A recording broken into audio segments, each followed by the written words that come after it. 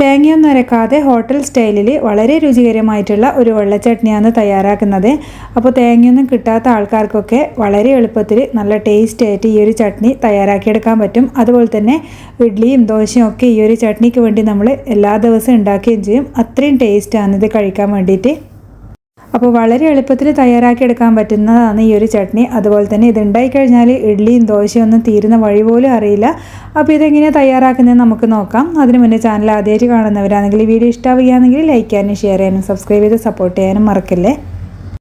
അപ്പോൾ ഇതാ നമ്മൾ ചട്നി ഉണ്ടാക്കാൻ വേണ്ടിയിട്ട് ഞാനിവിടെ ഒരു പാൻ എടുത്ത് വെച്ചിട്ടുണ്ട്. അതിലേക്ക് നമ്മൾ വെളിച്ചെണ്ണയാണ് ഒഴിച്ചു കൊടുക്കുന്നത്. ഒരു 2 ടേബിൾ സ്പൂൺ വെളിച്ചെണ്ണ ഒഴിച്ചു കൊടുക്കാം.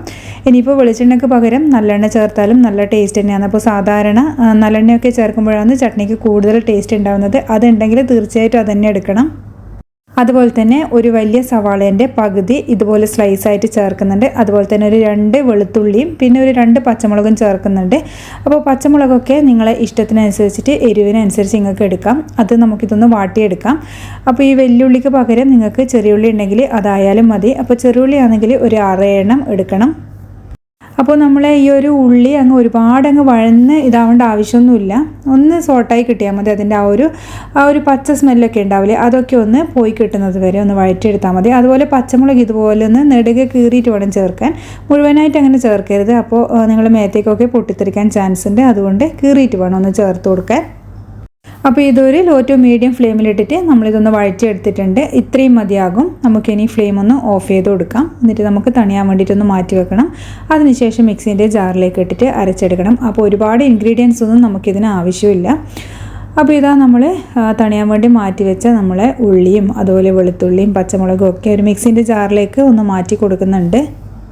അപ്പോൾ പച്ചമുളക് ഒരു 3-4 എണ്ണമൊക്കെ എടുത്തു കഴിഞ്ഞാൽ നല്ല ടേസ്റ്റ് ആട്ടോ. നല്ല എരിവുണ്ടാകുമ്പോഴാണ് ഈ ചട്നിക്ക് ഒരു പ്രത്യേക രുചി കിട്ടുന്നത്. അപ്പോൾ കുട്ടികളുള്ളതുകൊണ്ടാണ് ഞാൻ 2 എണ്ണം എടുത്തത്. നിങ്ങൾക്ക് ഒരു 3-4 എണ്ണമൊക്കെ വേണമെങ്കിൽ എടുക്കാം.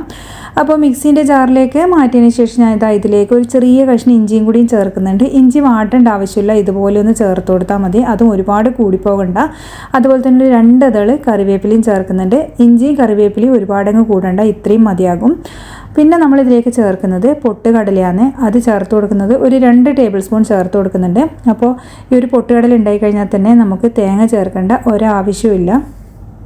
അപ്പോൾ 1 ടേബിൾ സ്പൂൺ കൂടിയും ചേർത്ത് കൊടുത്തിട്ടുണ്ട് കേട്ടോ. ഞാൻ ആകെ ഒരു 3 ടേബിൾ സ്പൂണാണ് ചേർത്തത്. അതിലേക്ക് ആവശ്യത്തിനുള്ള ഉപ്പും കൂടി നമുക്ക് ചേർത്ത് കൊടുക്കാം. എന്നിട്ട് നമ്മൾ ആദ്യം ഇതുപോലെ ഒന്ന് പൊടിച്ചെടുക്കുക ചെയ്യുന്നത്.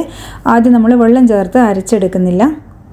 അതിനുശേഷം മാത്രം നമുക്ക് ആവശ്യത്തിനനുസരിച്ചിട്ട് വെള്ളം ചേർത്തിട്ട് ഇതൊന്ന് അരച്ചെടുക്കാം. അപ്പോൾ നല്ല പേസ്റ്റ് പോലെ തന്നെ ആട്ടോ അരച്ചെടുക്കുന്നത്. നമ്മളിത് അരച്ചെടുത്ത് കൊണ്ടുവന്നിട്ടുണ്ട്. ഇനി അതൊരു ബൗളിലേക്ക് നമുക്ക് മാറ്റി കൊടുക്കാം.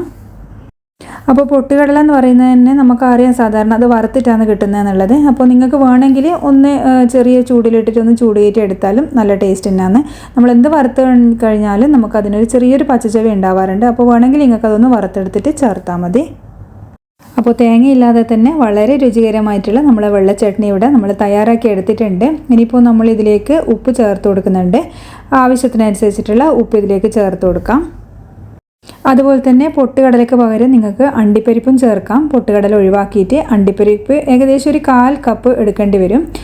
അപ്പോൾ നമ്മൾ ചട്നിയിലേക്ക് ഇനി ഒന്ന് വറുത്തിട്ട് കൊടുക്കുകയും ചെയ്യുന്നുണ്ട്. അപ്പോൾ അത് വെളിച്ചെണ്ണയിൽ കടുകും അതുപോലെ തന്നെ കറിവേപ്പിലയാണ് വറുത്തിട്ട് കൊടുക്കുന്നത്. ഒരുപാട് കടുകിൻ്റെ ഒന്നും ആവശ്യമില്ല. അതുപോലെ തന്നെ വറ്റൽമുളക് നമ്മൾ ഇതിലേക്ക് വറുത്തിടുന്നില്ല.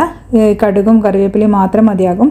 അതുപോലെ തന്നെ വറുത്തിടുന്ന സമയത്ത് നമുക്ക് വെളിച്ചെണ്ണയ്ക്ക് പകരം എള്ളെണ്ണ ആയിക്കഴിഞ്ഞാലും നല്ല രുചി തന്നെയാണ്. അപ്പോൾ ചട്നിക്ക് എന്തുകൊണ്ടും നമുക്ക് എള്ളെണ്ണയാണ് വെളിച്ചെണ്ണേനേക്കാളും കൂടുതൽ ടേസ്റ്റ് കൊടുക്കുന്നത്. അപ്പോൾ വളരെ എളുപ്പത്തിൽ നല്ല രുചികരമായിട്ടുള്ള തയ്യാറാക്കുന്ന ഈ ഒരു ചട്നി തീർച്ചയായിട്ടും ഒന്ന് ട്രൈ ചെയ്ത് നോക്കിയിട്ട് കമൻറ്റ് ബോക്സിൽ നിങ്ങളെ ഫീഡ്ബാക്ക് പറയാൻ മറക്കരുത്. താങ്ക്